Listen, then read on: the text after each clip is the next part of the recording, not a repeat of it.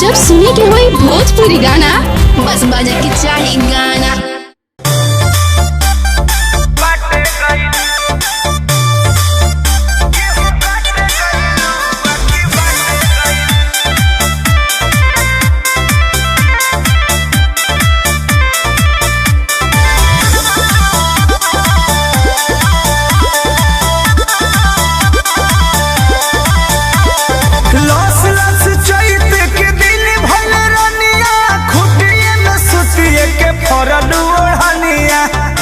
काहे हो हाँ लस लस चैत के दिन भइले रनिया खुटिए में सुतिए के फरल ओढ़निया हतनी से सजनी के चाट गइलू गेहूं काटे गइलू बाकी बाटे गइलू गेहूं काटे गइलू बाकी बाटे गइलू गेहूं काटे गइलू बाकी बाटे गइलू गेहूं काटे गइलू बाकी बाटे गइलू।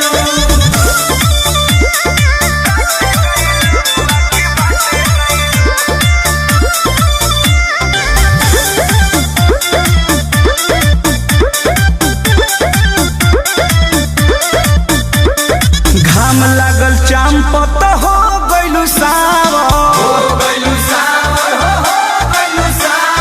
कहवा जवानिया तू कइलू निछावर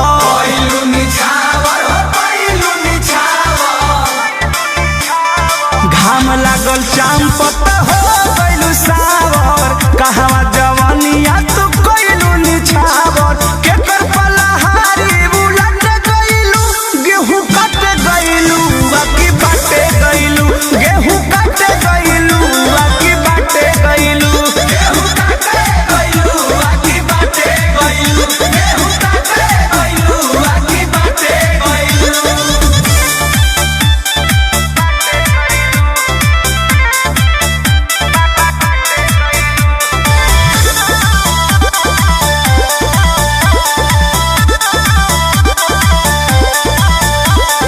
कृष्णा बेदर्दिया परमो से मिल के साफ कइले बारू खरिहानी पूरा छील के